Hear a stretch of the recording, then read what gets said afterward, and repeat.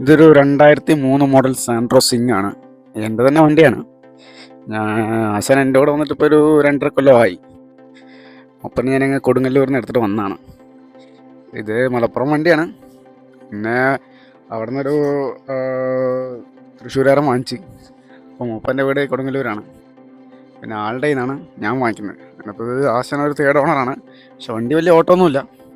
ചുമ്മാ അങ്ങനെ നിർത്തിയിടുന്ന പരിപാടിയാണ്. മൂപ്പർക്കും ഗൾഫിൽ പോവുക, ഒരു 3 കൊല്ലം കഴിയുമ്പോൾ വരും. ഈ വണ്ടി കെട്ടി വലിച്ചുകൊണ്ട് പോകും. പിന്നെ മൂപ്പര് മൊത്തം വർക്ക്ഷോപ്പിൽ പോയി പണിയെടുക്കും. ഈ പണികളൊക്കെ കഴിഞ്ഞ ശേഷം ആശാനൊരു 3 മാസം ഓടിക്കും. അത് കഴിഞ്ഞാൽ വീണ്ടും കിടപ്പിലാണ് ആശാൻ്റെ പരിപാടി. അപ്പോൾ ഇതാണ് ഇങ്ങനത്തെ ഈ ഒരു വണ്ടി. എങ്ങനെ വെച്ച് കഴിഞ്ഞാൽ വണ്ടി കുഴപ്പമില്ല. ഞാൻ വാങ്ങിച്ചിട്ടും എനിക്ക് വലിയ പണിയായി കാര്യമായിട്ടൊരു പണി തരാത്തൊരു വണ്ടിയാണ്. ഞാൻ ഒരു മെക്കാനിക്കൽ തന്നെയാണ്. പിന്നെ ഒരു നല്ലൊരു സെക്കൻഡ്സ് വണ്ടി ഇപ്പോൾ ഒരു 1 ലക്ഷം 1.5 ലക്ഷം ആ ഒരു മാർക്കറ്റ് റേഞ്ചിൽ വാങ്ങിക്കാൻ പറ്റിയൊരു നല്ലൊരു വണ്ടി, കിട്ടില്ല വണ്ടി കൂടിയാണ് ഈ സാൻട്രോ സിംഗ് എന്ന് പറയുന്നത്. കാരണം ഇതിൻ്റെ യാത്രാസുഖം എന്നൊക്കെ പറഞ്ഞാൽ ഒട്ടുക്കത്തെ കംഫർട്ടാണ് ഈ വണ്ടി. പണ്ട് സെന്നും മാരുതി 800 കുനിഞ്ഞിരുന്ന് യാത്ര ചെയ്തവരിനെ ശരിക്കും പറഞ്ഞാൽ നിവർന്നിരുന്ന് യാത്ര ചെയ്യാൻ പഠിപ്പിച്ചൊരു വണ്ടി കൂടിയാണ് ഈ സാൻട്രോ സിംഗ് എന്ന് പറയുന്നത്. ഇതിൻ്റെ റൈഡിങ് പൊസിഷൻ ആയാലും ഹാൻഡ്ലിംഗ് ആയാലും എല്ലാം അടിപൊളിയാണ് ഈ വണ്ടി. പിന്നെ അവസാനം ഒരു 23 കൊല്ലം പഴക്കമായി. പക്ഷെ എന്നാലും ആ ഒരു ഇൻറ്റീരിയറും കാര്യങ്ങളൊക്കെ ഇപ്പോഴും ആ ഒരു എന്താ പറയുക, ഡിമ്മാവുക, കളർ ഡിമ്മാവുക അങ്ങനെയുള്ള പരിപാടി ഒന്നുമില്ല. കാരണം ഒന്നാമത് ഈ ഒരു വണ്ടിക്ക് അധികം ഓട്ടമില്ല എന്നുള്ളതൊരു വേറൊരു കാര്യം. പിന്നെ അവസാനം ആകെ ഓടിയിട്ടുള്ളത് 91 കിലോമീറ്ററാണ്. എൻ്റെ കയ്യിൽ ഈ വണ്ടി കിട്ടുമ്പോൾ 75,000 കിലോമീറ്റർ ആയിരുന്നു. പിന്നെ ഞാനായിരുന്നു ഇപ്പോൾ 2-2.5 കൊല്ലത്തിൽ ഒരു 20,000 കിലോമീറ്റർ ഓടിച്ചിട്ടുണ്ട്. വേറെ വണ്ടിയിൽ പറയാനായിട്ട് വലിയ കംപ്ലയിൻസോ കാര്യങ്ങളൊന്നും തന്നെ എനിക്ക് ഈ വണ്ടിയിൽ കിട്ടിയിട്ടുമില്ല. പിന്നെ വണ്ടിയുടെ ഡോർ പാഡ് കാര്യങ്ങളൊക്കെ ആണെന്നുണ്ടെങ്കിൽ ഒറിജിനൽ സാധനങ്ങളായിരുന്നു. സീറ്റ് കവർ മാത്രമാണ് ഞാനൊന്ന് മാറ്റിയിട്ടുള്ളൂ. ബാക്കി ഞാൻ ഇതിൽ വേറെ വലിയ കാര്യങ്ങളൊന്നും ചെയ്തിട്ടില്ല. പിന്നെ ഇതിൻ്റെ ഡ്രൈവിംഗ് പൊസിഷൻ എന്ന് പറയുന്നത് നിവർന്നിരുന്ന് സുഖമായ ഒരാൾക്ക് യാത്ര ചെയ്യാം. അതാണ് ഈ വണ്ടിയുടെ മറ്റൊരു പ്രത്യേകത. ഇപ്പോൾ ബാക്ക് സീറ്റിലിരിക്കുന്ന ആൾക്കാർക്കാണെങ്കിലും കുനിഞ്ഞിരുന്ന് യാത്ര ചെയ്യണമെന്നില്ല. ബാക്ക് സീറ്റിൻ്റെ ആ ഒരു സീറ്റിംഗ് പൊസിഷനും കാര്യങ്ങളൊക്കെ ഇങ്ങനെയാണ് വരുന്നത്. നല്ല സ്പേസാണ് ഈ വണ്ടിക്ക്. കാരണം ഹെഡ് റൂം ആയാലും നമ്മളായിട്ട് നിവർന്നിരിക്കുവാണെങ്കിലും എല്ലാത്തിനും നല്ലൊരു സ്പേസ് ഉള്ളൊരു വണ്ടി കൂടിയാണത്. പിന്നെ ഡിക്കി സ്പേസും അത്യാവശ്യം നല്ലൊരു സ്പേസ് ഉള്ളൊരു വണ്ടി കൂടി ഡിക്കിയും നല്ല അത്യാവശ്യം സ്പേസ് കാര്യങ്ങളൊക്കെ ഉള്ള സെറ്റപ്പ് തന്നെയാണ്. ഇത് പിന്നെയൊക്കെ മൂപ്പര് ആൾട്ടർ ചെയ്ത് തന്നാണ് ഈ സ്പീക്കറും കാര്യങ്ങളും സ്റ്റീരിയോ ഒക്കെ. ഞാനിതായിട്ട് ഒന്നും ചെയ്തിട്ടില്ല. ഇതൊക്കെ എത്ര കൊല്ലം മുമ്പുള്ളതാണെന്നുള്ളത് അറിയില്ല. പക്ഷേ ഇപ്പോഴും നല്ല വർക്കിംഗ് കണ്ടീഷനാണ്. പാട്ട് കേൾക്കാനും കാര്യത്തിനാണെങ്കിലും അതിനേക്കാൾ. പിന്നെ ഞാൻ ആകെ കൂടെ പണിത് ഇതിലാണെന്ന് വെച്ച് കഴിഞ്ഞാൽ എഞ്ചിൻ്റെ ഭാഗത്താണ്.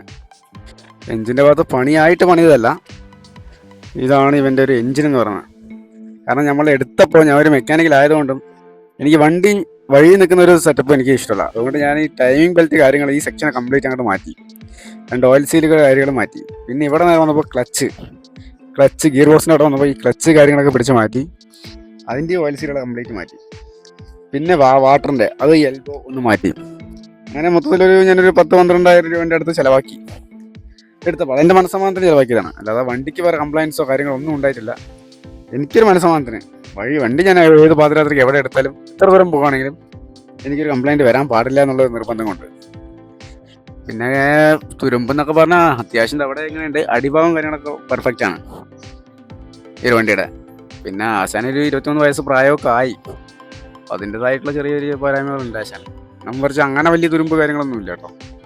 പിന്നെ അവൻ്റെ സസ്പെൻഷൻ എന്നൊക്കെ പറഞ്ഞാൽ അടിപൊളിയാണ്. നല്ല യാത്രാസുഖം തരുന്ന ഈ ഒരു സസ്പെൻഷൻ തന്നെയാണ്. കാരണം അവരുടെ ലോവർ നമുക്ക് ഇവിടെ നിന്ന് കാണാൻ പറ്റുന്നുണ്ടോ കേട്ടോ. മാരുതിയുടെയൊക്കെ വാഗണറിൻ്റെ ആൾട്ടോൻ്റെയൊക്കെ ലോവർ എന്ന് പറഞ്ഞു കഴിഞ്ഞാൽ 3 പേരുടെ ഇങ്ങനെ ചേർത്ത് പിടിച്ചാൽ ആ ഒരു വണ്ണത്തിന് അത്രയ്ക്ക് ഉണ്ടാവുള്ളൂ.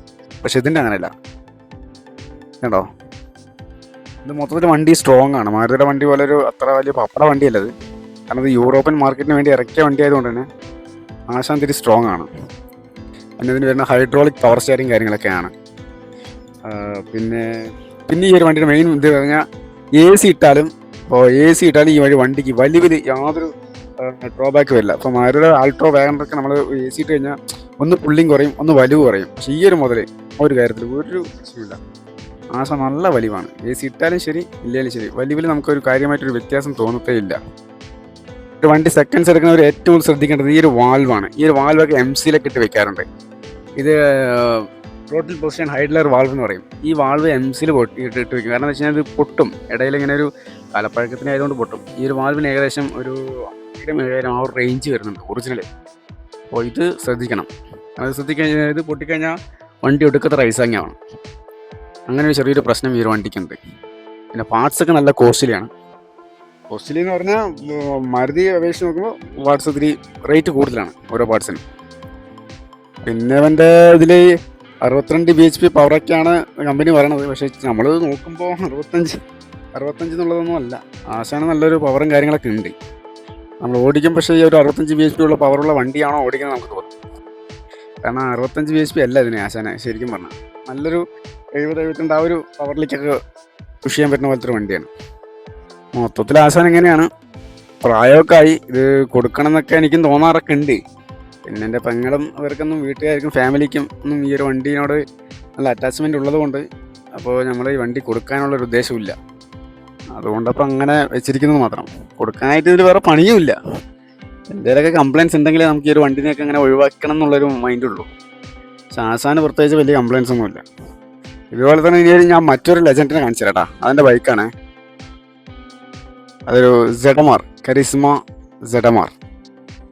ശരിക്കും ഈ ഒരു വണ്ടിയാണ് ശരിക്കും ഹുണ്ടായി എന്ന കമ്പനിയെ ഇന്ത്യൻ മണ്ണിൽ വേരുറപ്പിച്ച് നിർത്തിയൊരു മുതൽ. ഈ ഒരു മുതലാണത്.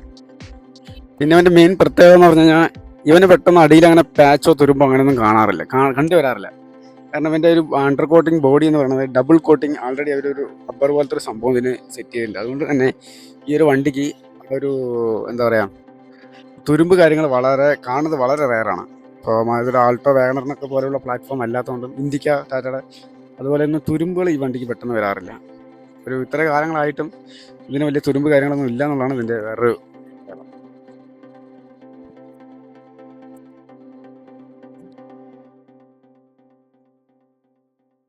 നിങ്ങൾക്ക് ഇതിൻ്റെ അടിയിൽ നിന്ന് അത്യാവശ്യം എത്ര വെറ്റ് വരുന്നറിയില്ല. പടി നടക്കുന്നുണ്ട്, കാണാൻ പറ്റുന്നുണ്ടോ? തുരുമ്പോ കാര്യങ്ങളൊന്നും ആശാൻ അങ്ങനെയൊന്നുമില്ല. ആ ഒരു കാര്യങ്ങളൊക്കെ ആശാൻ നീറ്റാണ്. കാരണം കാലം പഴകിയെങ്കിലും പക്ഷേ ഇതിൻ്റെ ക്വാളിറ്റി അങ്ങനെയാണ്. അതുകൊണ്ട് തുരുമ്പ് കാര്യങ്ങളൊന്നും ആശാനില്ല. പിന്നെ അവനൊരു മൈനസായിട്ട് ഞാൻ കണക്കാക്കണമെന്ന് വെച്ച് കഴിഞ്ഞാൽ ആശാൻ ഇതിൽ മൈലേജ് കുറവാണ്. ഒരു കാര്യം ഇത്തിരി കുറവാണ്. കാരണം മൈലേജ് എന്നൊക്കെ പറയുമ്പോൾ ഒരു 14-15 കിട്ടി. അത് ഹൈവേയിലൊക്കെ കിട്ടുള്ളൂ. സിറ്റിയിലൊക്കെ ആണെന്നുണ്ടെങ്കിൽ 13 ആ ഒരു റേഞ്ചിലേക്ക് വരും. പക്ഷെ പവറിൽ ഒരു കോംപ്രമൈസും ഇല്ല. ഹിൽസോ കാര്യങ്ങളൊക്കെ കയറുകയാണെന്നുണ്ടെങ്കിൽ ഞങ്ങളിതിൽ 7 പേര് കൂടെ ഇതിൽ ചേർന്നിട്ട് മൂന്നാർ കയറിയിട്ടുണ്ട്. തിക്കി തിരക്കി മടിയിലൊക്കെ ഇരുന്ന് അങ്ങനെയൊക്കെ ഇതിൽ പോയിട്ടുണ്ട്. ഇപ്പം അല്ലാതെ 2 കൊല്ലമായി. അപ്പോൾ ആള് സൂപ്പറാണ് ഓടിക്കാൻ കാര്യത്തിനൊക്കെ.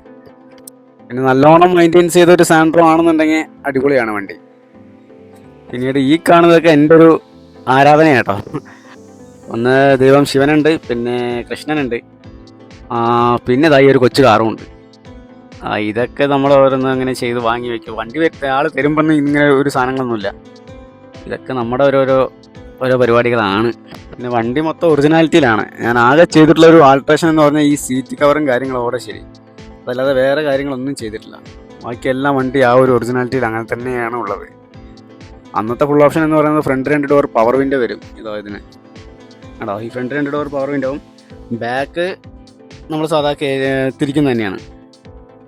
പിന്നീട് 2005 ശേഷമാണ് ഈ ശരിക്കും പറഞ്ഞാൽ ഈ 4 ഡോർ പവർ വിൻഡോ ഒരു സെറ്റപ്പ് വരുന്നത്.